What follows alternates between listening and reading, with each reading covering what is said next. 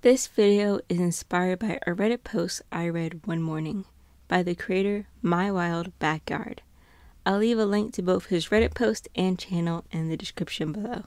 I know some people can be adhesive to reading a long wall of text or simply just can't find the time to do so. Therefore, I want to, as concisely as possible, include his strategies of tailoring his channel to the viewer experience, but also put my own twist on it that makes sense to me and hopefully will make sense to you watching this by following 3 simple steps: build a viewer, highway versus side streets, and a balanced diet. Weird names, I know, but they'll all make sense in due time. Build a viewer, kind of like build a bear, get it? I thought it was cute. Okay, anyways, you want to put yourself into the shoes of the viewer, and in a sense, build a fake viewer profile like you would in The Sims. What are their likes and dislikes? Do they work 9 to 5 and only have time to watch YouTube in the evenings and on weekends? Do they have kids? Are they into anime? Do they sleep with socks on at night?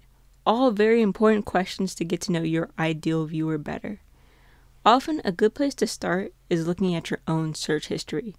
Look at your own viewing habits. If I was building my ideal viewer, for me, it'd be someone who watches anime or reads manga or mangua, someone who listens to K-pop and is active within the VTuber community. This video for me is a bit of an outlier in terms of my content, but I still watch YouTube growth videos in my spare time despite my other interests, and knew there might be someone out there who does the same thing. Highway versus side streets. Despite the weird name, you probably heard of this concept before: discoverability and community.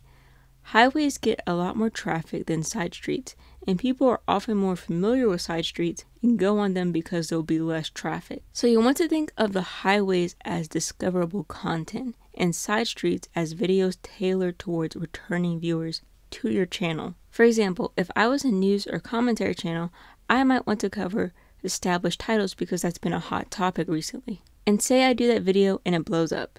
The next step is to get them off the highway and on an exit to take side streets. Or in other words, delve deeper into your channel's content. Strategies to help a highway viewer become a side street viewer is with end screens, or by creating a series of videos.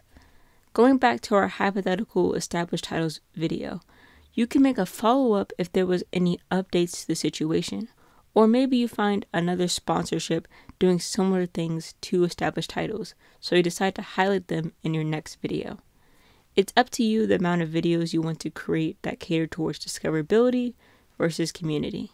A balanced diet. YouTube is no longer a platform where you have to create only traditional videos to grow. With the rise of platforms such as TikTok and Twitch, short form and live streams have very much become a part of the YouTube culture. While videos still reign supreme in terms of dominating YouTube, it's still good to diversify the type of content you make. I think the best way to explain this concept is through food, which I actually got the idea from another creator called Rayless during one of his streams, which I'll also link below. Short form content and clips can be thought of as fast food. They're quick and easy and very digestible. You can have them on the go just like you can watch shorts on the go. There's not a huge time commitment involved if you don't end up liking it.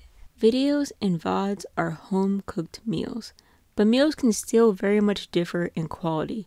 You could have instant ramen or actually make ramen from scratch. If you end up really liking a meal you ate, you can look for similar meals or may be tempted to just cook the same thing again. Just like you can like a creator's video and try to find similar videos or just end up rewatching the same video. And finally, live streams can be thought of as full course meals. If you've ever been to a Korean barbecue, you usually cook the food yourself and have tons of side dishes. The thought process is you are conversing with the people at the table as you cook. They'll pour you some beer and soju, probably more than you asked for, but it's all in having a good time. The takeaway is that it's an experience you can't replicate by just going to a fast food joint or cooking at home. I hope these tips were helpful. For those of you wondering, this was not the video I planned for today. That video will go out tomorrow because I need to edit some parts of it. Other than that, thank you so much for watching. I'm Thorn, and I'll catch you guys later.